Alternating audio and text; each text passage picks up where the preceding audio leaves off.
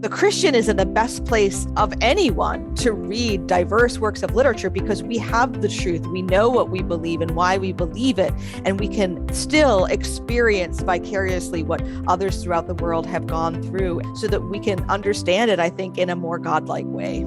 Hello, and welcome to Working with me, Dan Doriani, hosting a podcast where we explore faith, work, culture, and the way believers can make a difference in their corner of the world. My guest today is Dr. Karen Swallow-Prior. She's a professor of English and of cultural engagement. She's one of the most supremely articulate Christian thinkers of our age. She meditates deeply on the literature that stretches us and shapes us and inculcates virtue. She studies the way stories as well as books shape us. I'm very excited to have Karen Swallow-Prior as my guest today. I've been reading her books for a while and am wowed by them. That's the only word I can use. So I'm very glad to have you here, Karen. Karen is, or Dr. Prior also, is a multifaceted person, a scholar, a public theologian. She writes essays for places like New York Times and Atlantic Monthly, and she also writes books that are serious academic works. And she's been a professor of English, but now stresses a little bit more cultural engagement as she teaches at Southeastern, if I have it right. Karen, what did I miss? Does that describe your professional life pretty well? Yeah, you did a great job. Thank you. Well, thank you. Do you want to add anything to your story that I read to you, or shall we just plunge in? Well, before I forget, I'll just give a shout out. The fun thing that I do is a podcast called Jane and Jesus, in which I discuss Jane Austen and Jesus. We all love Jane Austen. We do. Yeah. So Jane and Jesus, thanks for saying that. So Karen, you are in some measure a writer about writers. You've written your two books, Booked and On Reading Well, that both stress reading. And you say very interesting things. You say reading requires character and it inculcates character. I could say it for you, but it's more interesting if you describe how reading requires character, and then in a minute tell us how it inculcates character. Well, we have been a reading people for about 500 years now in terms of our society being generally and increasingly literate. But I think we're exiting that period. And all of us, more than even a few years ago, I think, know that reading good literature or good writing well is hard. It requires patience. It requires attentiveness. It requires an ordering of our time. It requires all those things. But the really neat part about it is that it rewards us by building those things. It builds our patience and attentiveness and our focus and our critical thinking. So the things that it requires of us, which are virtues, it also strengthens in us. Yeah, that's so true. When I teach, I'm a professor like you. When I teach, I tell my students how important it is to exercise charity in reading. Don't read somebody in the worst possible way. Read them in the best possible way. If two comments can be taken to be contradictory, don't. See if you can adjudicate somehow the truth or the conviction in both of those. I'm imagining that perhaps you agree with that idea as well. Absolutely. We live in an age that critics in my field describe as embodying a hermeneutics of suspicion. We suspect everyone. We're cynical and we want to disbelieve before we believe, or we want to read uncharitably. But if we're reading because we want to learn about our fellow human beings, our fellow image bearers, then we want to understand, which of course doesn't mean agreement, but understanding and asking questions and trying to solve those seeming contradictions or increase our own understanding of issues that we might already have strong opinions about. Reading literature, fiction, but even reading, essays in the New York Times or the Atlantic does that for us if we read charitably. Right. I feel that I believe that it also shows respect to somebody. No matter how sharply you may disagree, you still want to state their position in a view that they would consider to be fair. And really, it's a form of love, I think, again, to read that way when we go into literature. So you make some amazing statements in your book on reading well, and I want you to riff on it a little bit. You can decide, but you say that different books, classic books, and more recent, well-respected authors write books that have the power to instill particular character traits. So you say that Huck Finn fosters courage, that Cormac McCarthy, I almost choked when I read this, promotes hope, especially in The Road, that The Death of Von Illich, however you pronounce it, promotes love, that The Great Gatsby teaches temperance. I have to say that's not the way I originally read that. Defend your thesis. Tell us about that. What do you mean by these things? Well, what I'm not saying is that these great works of literature are lesson manuals, that we crack them open and get a moral at the end of the story the way we would with perhaps, say, Aesop's fables or something. But what I am saying is that if we read these works well, then they do demonstrate these virtues, other virtues as well. I just happen to pick the ones that I thought were most prominent in my readings. But it requires reading them well, and it requires knowing what the virtues are. And many times what we find in literature is negative examples. So in The Great Gatsby, we have a world which lacks temperance, and that lack is so excessive that it actually helps us to desire temperance because we see where it leads. And the same also, with many of the negative examples in literature, especially more modern literature, we find, again, like The Road, we have a negative example that inversely gives us some hope. Yeah. Although there is some hope. I mean, of all of his books, it might be the one that's got the most forthright element of hope in it. But you wouldn't generally call him a hope-inducing author. You're a writer about other people's books, but I'm going to just say you can be a good writer yourself. You're an academician, and I am too, and we tend to write functional prose, and the goal is to be as clear as we can be, which sometimes mitigates against beautiful sentences. But the very first sentence in your book, Booked, is a beautiful sentence. I'm going to read it.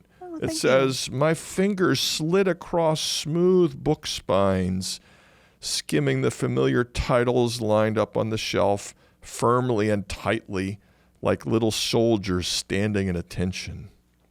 That's a beautiful sentence. We've got alliteration, of course, and we also have, mild violation of rules with 2 adverbs in 3 words. I love that you, as an English prof, violate your own rules. And then some graphic imagery. Do you like to write about other people's books? Is it a pleasure or is it a burden to you?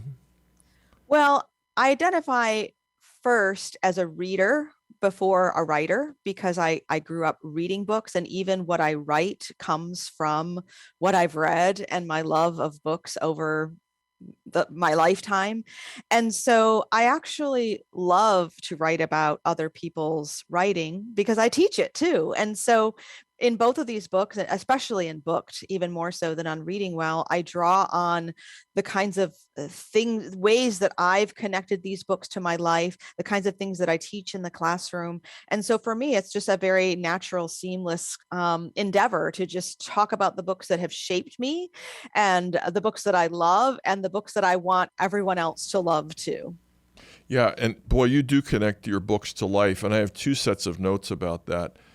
Maybe I'll start with your chapter on Charlotte's Web.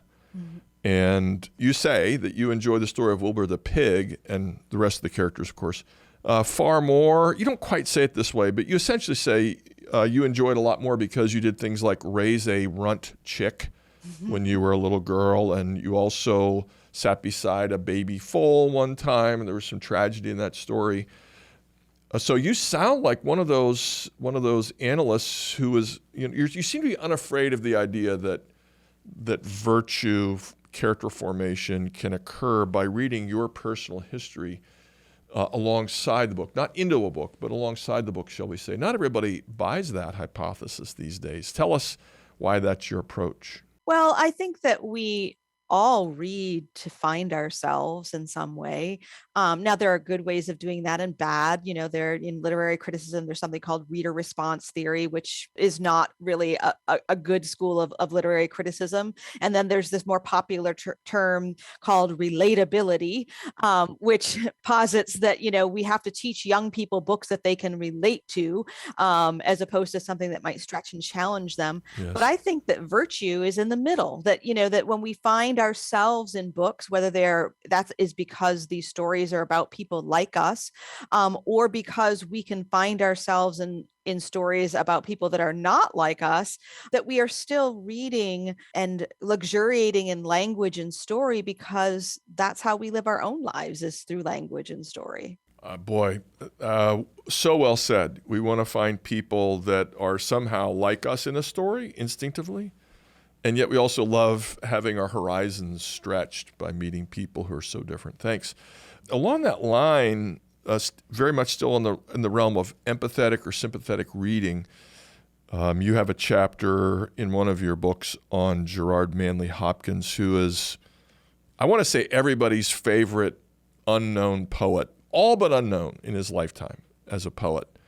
And he has, of course, Pied, which is one of the most famous and short, beautiful, challenging poems about dappled things. And in your book, you suggest that he was a dappled man, but you don't stop there. You seem to imply that you're dappled and that everybody's dappled. And if I can just say, dappled here means not a dog with a beautiful red coat, but a brindled coat. And I don't know what, believe it or not, one day, shortly after I reread Pied, a goldfinch settled right outside my window. They're dappled. I mean, at a distance, they're beautiful, but right in front of you, there's kind of a weird crosshatch of their feathers. And I thought, well, here's a bird I always thought of as beautiful, and it isn't simply beautiful. Is that your view, that everybody is dappled? Some are more than others. Some feel and articulate it more than others. Walk us through your convictions about Hopkins and poetry. Yeah, of course, what Hopkins is countering in that poem is the sort of the aesthetic ideal that comes from classical notions of beauty. And that is that what is uniform and regular is most beautiful. And so what is dappled or freckled or, stippled goes against that standard notion of beauty. And beauty is one thing, but there's also, we think of it as something that we see with our eyes, but there's also the beauty of a soul and of people who are fallen and imperfect. And it doesn't mean that we should luxuriate in our sin or anything like that, but God made each one of us unique, not only in our physical appearance, but in our personality and our character. He made us ourselves. And if we embrace ourselves in who he made us to be, we are all dappled things, but we can see the beauty in it, as Hopkins expresses in this poem. Yeah, that's right. As you're speaking, you remind me that when people are giving speeches, whether at weddings or funerals or retirements, those kinds of occasions, the focus is often on the lovable oddities of the person in question. So you believe in reading, there's one way of putting it is we read in the text, we read in front of the text, we read behind the text. I'll let you comment if you want to, but you're kind of reading behind the text and in front of the text both with Hopkins, because you're talking about the history of reading, but also about the character of the author. Tell us more. I just want to hear you talk about these matters. Yeah, well, I tend in my reading to be more of a formalist, or a new critic, as it's called, where we look at the text just as a text, and we don't have to know the context, and we don't have to know about the author. We don't want to read the author's biography onto the text. Yet again, I think a virtuous reading, which moderates between extremes, also embraces what we can learn about a text by knowing the context, knowing the author. And that doesn't mean the work of art doesn't stand on its own, but it does mean that we can bring greater understanding. In the case of Hopkins, who was a Jesuit priest and felt his whole life that spending time and attention on poetry was taking him away from his holy sacred calling, and did not understand until later in life that those two can work together. And I think in the church, we also do tend to see those things in tension with one another, when the fact is that we were made to be creative. We were made to be small c creators, and we can do that in many ways. And that's how we glorify our capital C Creator. Boy, again, well said. Right. God creates. We are sub-creators, subordinate creators, derivative creators. And life is better when we know that. And, we kind of ache for Hopkins, although his work stands on its own. but we ache for the man because he wasn't able to appreciate the beauty of what he was doing, the value. And again, you wrote about that so very well.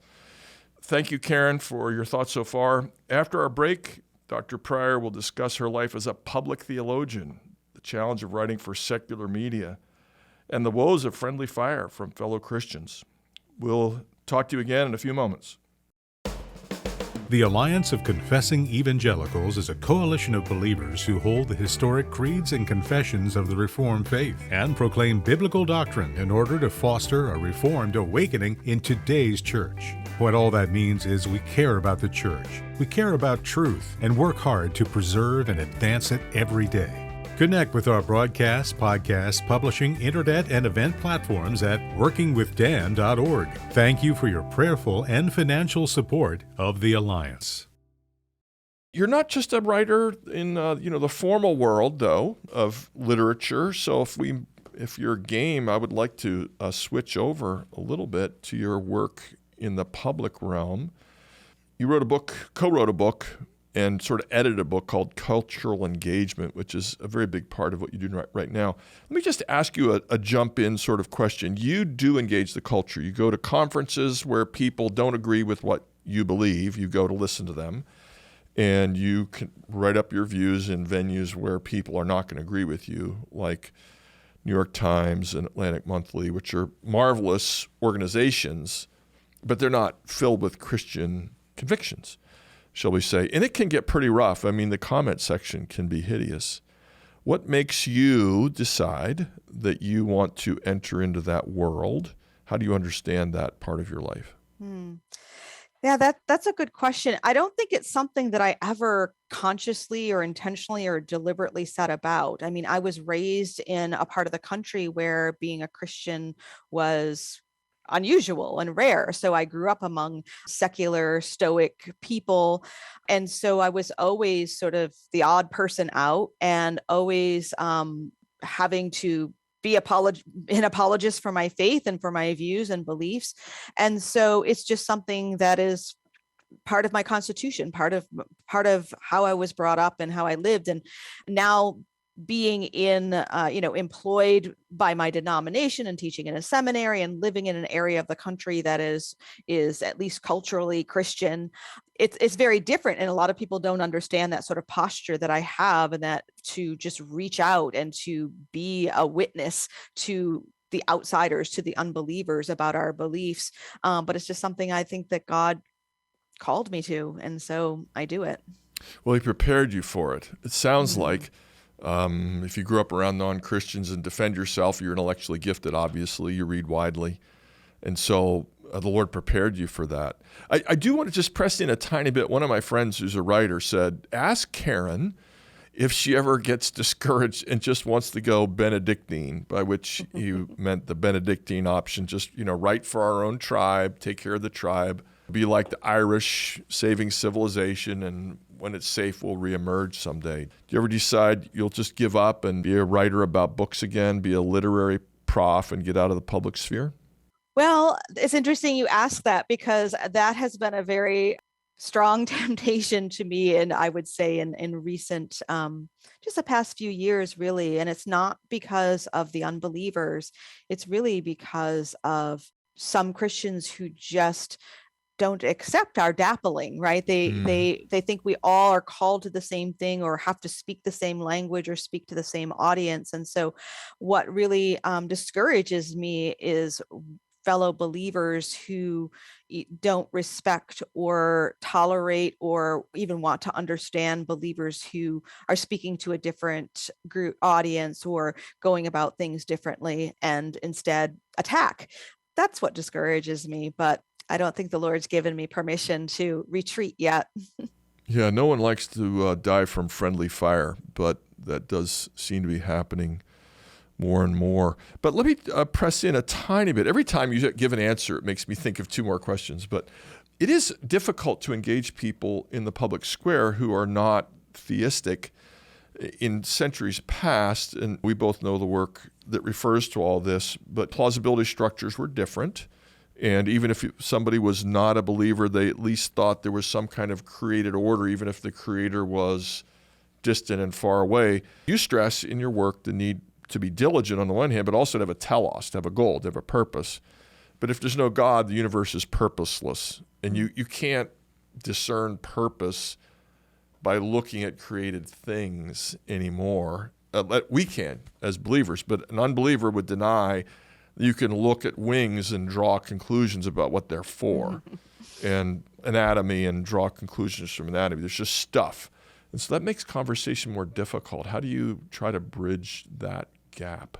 Charles Taylor and all that. Yeah, right? No, it is very difficult. And it's, as we all know, I think it's grown increasingly difficult in the past 5 or 6 years or so.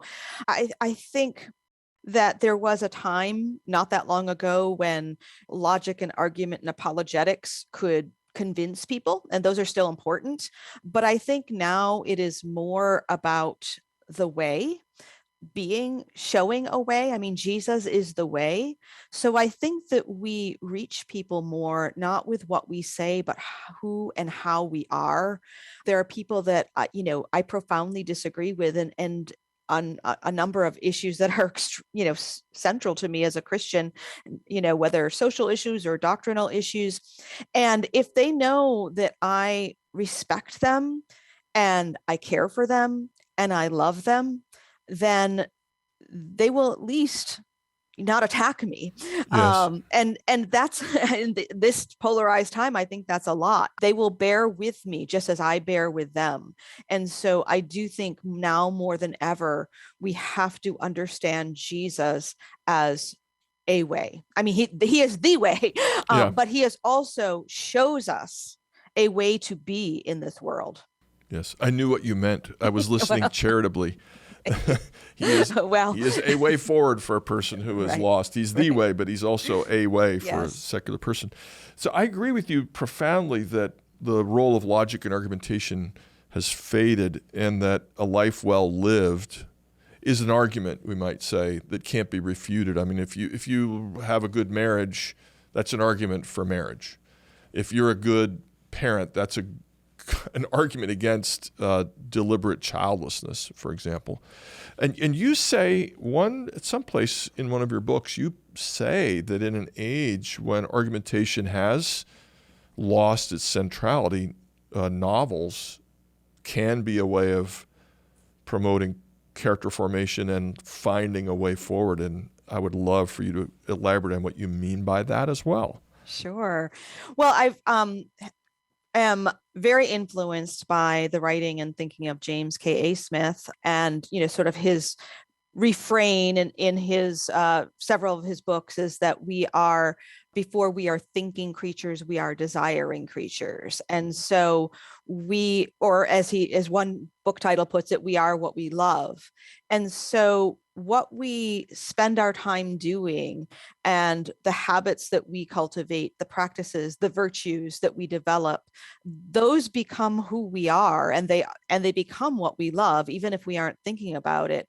And so reading good literature is an embodied experience. We experience something with the character, with the narrator. And so whatever things that they are going through, we don't abandon our own worldview and our own perspective and our own beliefs, yet the paradox is that we can still kind of go through that with them. And so therefore we expand our experience and our perspective. And so books aren't arguments, they are experiences. And so we can bring to those experiences what we believe and what we know to be true. So the Christian is in the best place of anyone to widely read diverse works of literature, because we have the truth. We know what we believe and why we believe it, and we can still experience vicariously what others throughout the world have gone through, and that just simply expands and stretches the truths that we know. It doesn't change them, it just accommodates all of human experience, which is part of what God created, so that we can understand it, I think, in a more godlike way. Yeah, right. And I think you and I would both agree that some characters in novels, for example, have more realism to them. They're almost hyper real. They're more real than the people we know. I think of Dostoevsky and the brothers Karamazov. I mean, it's like these people have to exist in the real world. They're so finely etched.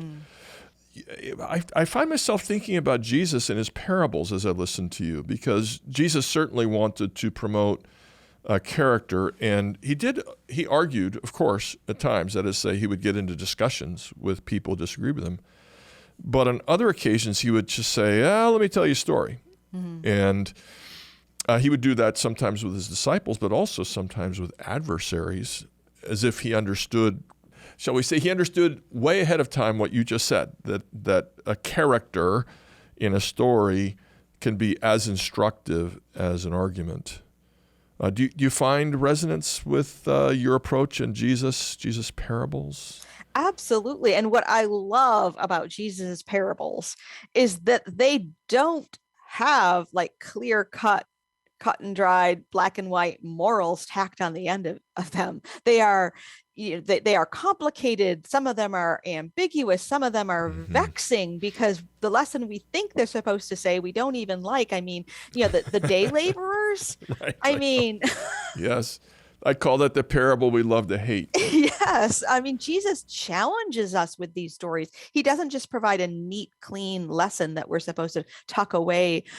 He challenges us to wrestle with them and to deepen our understanding of him and other people through them.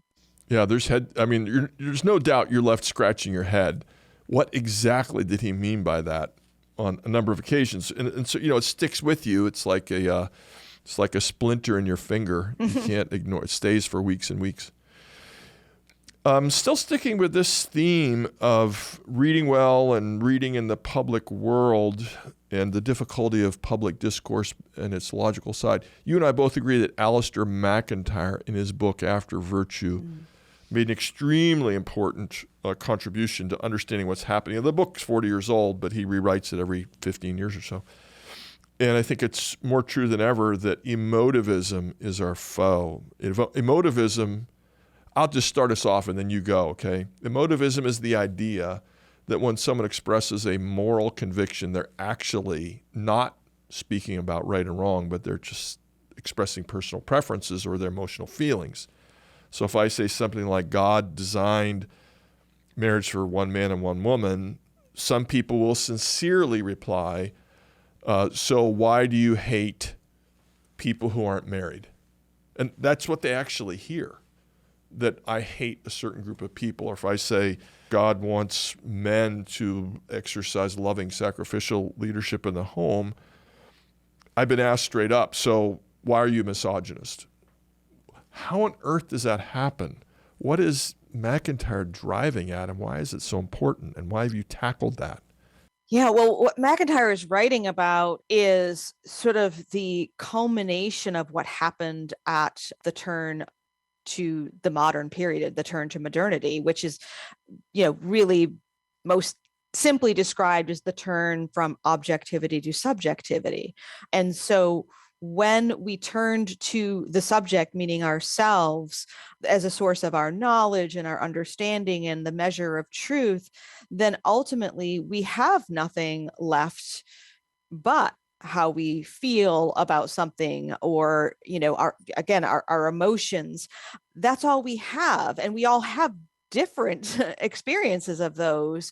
And so if we don't have transcendent truth and objective reality to measure our subjective feelings and emotions and experience against, then all we are is we're just battling one another. Like, I feel this way and you feel that way. Well, how do we know who is right? And that's very much simplifying it. But what McIntyre is saying is that in our late modern culture, we actually don't even realize that that's what we're doing. So that means when we make a truth claim that's rooted in emotivism, we don't even recognize it as such. And so we're talking past one another. And that actually explains a lot of what's happening in the political arena and the social media arena today. We're just talking past one another because we don't even, we don't even believe in a transcendent objective realm of truth, let alone agree on the source of one. People almost hear a disagreement on a policy matter as, I don't like you. Right. And if people hear I don't like you, or you're corrupt because you have this view, of course, things are going to be very tense. it's almost as though we've lost the ability to say, I deeply respect you, and we disagree about this. By the way, have you noticed that Christians articulate their convictions by saying, I feel, constantly? They don't say, I believe or I'm convinced. They say, I feel. I tell my students constantly, stop saying I feel when you mean I think. And in defense of the people who are hearing these messages, I think it's also because we have not been good, because we too have become emotivist, Christians and the church. And so we have not been good at making people feel loved and respected at the same time that we are proclaiming objective truth. Now, some people are going to, of course, they're just going to reject that objective truth no matter what. We ought to make sure, do all we can in our power to make sure that they are rejecting that and not rejecting it because of us. Yeah, and you're an advocate of listening, of course, and not only of, you don't just write about it, but you practice it. And I do think that somebody said at some point that listening well is almost indistinguishable from love for many people. And I think it's probably right. I mean, if you hear people out all the way, and then at the end you say, I hear you saying these three things. I agree with two of them. I disagree with one of them. It's easier to have a real discussion because you've heard them out. Mm-hmm. And it goes back to what you said earlier, that we have to hear what they are really saying and believing, not a straw man version of it. Right. Thank you. Yeah. Anything else you want to say about all these matters? I've asked you questions. I want to give you the floor. Well, one thing that just kind of occurred to me in the last part of this conversation about listening is that reading novels or anything really is listening. And I think that's partly why we have a hard time doing that today, because we, again, our attention is pulled in so many directions. And often we want to be the ones who speak or the ones who are heard, and to just read or listen to other people requires us to set ourselves aside and to just be humble and receive rather than be the one to proclaim. Now, I'm out there, I'm speaking, I'm writing, I'm proclaiming, I'm tweeting. So believe me, I'm talking to myself too. Right. But especially when I'm talking with students who want to be writers, this is a little bit of inside baseball. But I'm seeing more and more young people who want to be writers, but they aren't readers, which means that they want to talk, but they don't want to listen. Right. You're reminding me that Calvin said the Christian life is self-denial. And to be quiet and let somebody talk is an act of self-denial. Your thoughts are more important to me than my thoughts are to me. Right. Yep. I have one more thing that you said that that you reminded me of, and that is when you talk to students who want to write but don't want to read. It's like people who want to write poetry but don't read poetry. It doesn't usually turn out well, as you say somewhere. You say in one spot, the work is the platform. Don't make a platform, do the work. The work's the platform.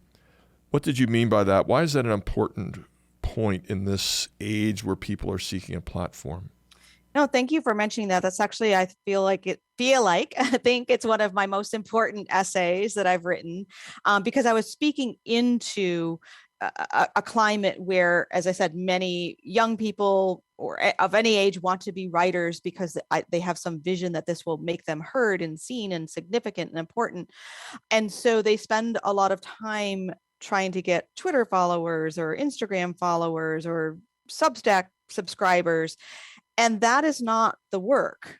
The work is the reading, the writing, the practice, the craft, the hours, Malcolm Gladwell's 10,000 hours that you put in.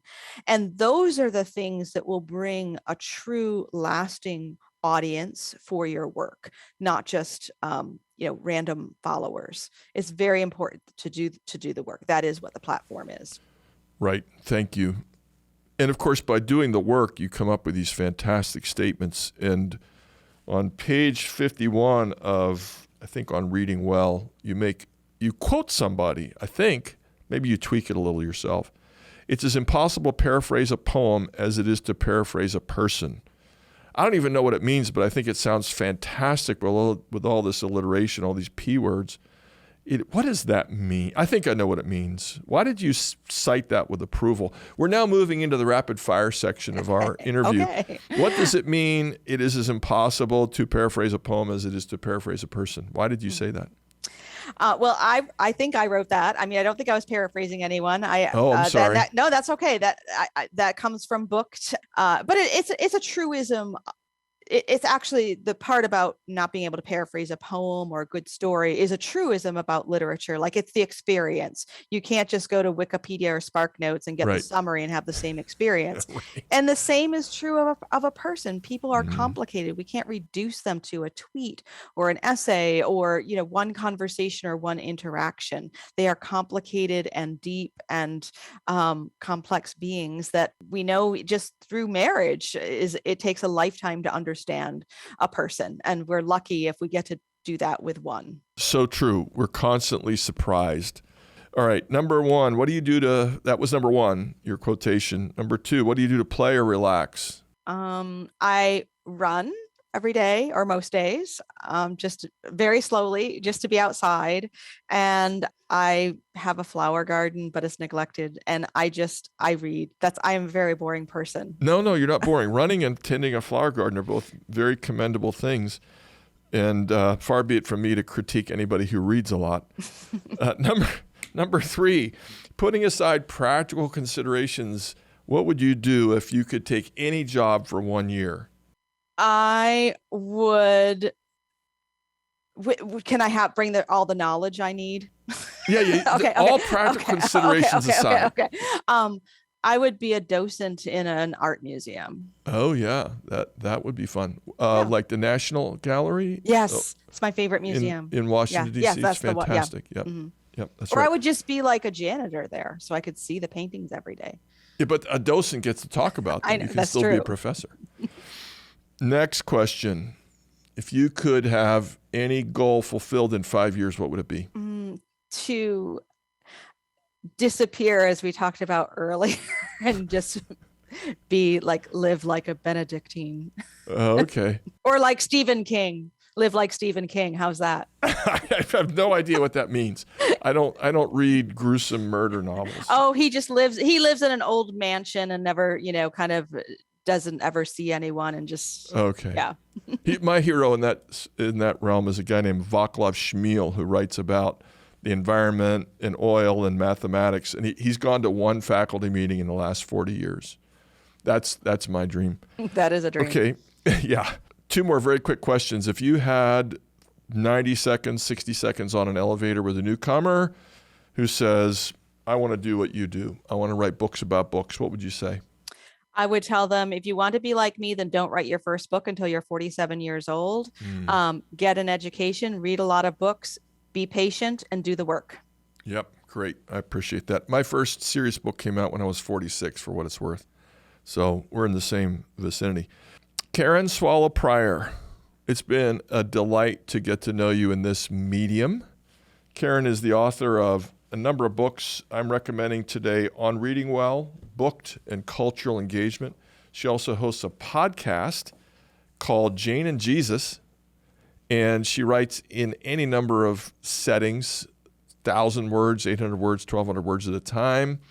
So you can follow her. If you have very poor sense of your own diligence as a reader, you can read her in 1,000-word bursts if you go to the right places. Or Twitter. Or even Twitter. Fewer words. You can follow her on Twitter. And Karen, it's been a delight to have you. Thank you for your time. Thank you for having me. It was a delight. We're thankful for today's guest and also extend special thanks to our sponsor, the Alliance for Confessing Evangelicals. Please check out their site, Reformation 21. That's the principal host of this podcast. If you want to put your faith to work and change your corner of the world, visit our website, the Center for Faith and Work St. Louis. Look for faithandworkstl.org. That's one word. We'll help you start a cohort with like-minded believers who also want to practice their faith at work. This podcast is donor-supported. To keep us going, please donate on our website. Maybe more importantly, you can support us by listening, by subscribing, by sharing, by liking us, by posting us on your favorite platform, or go old school and tell a friend.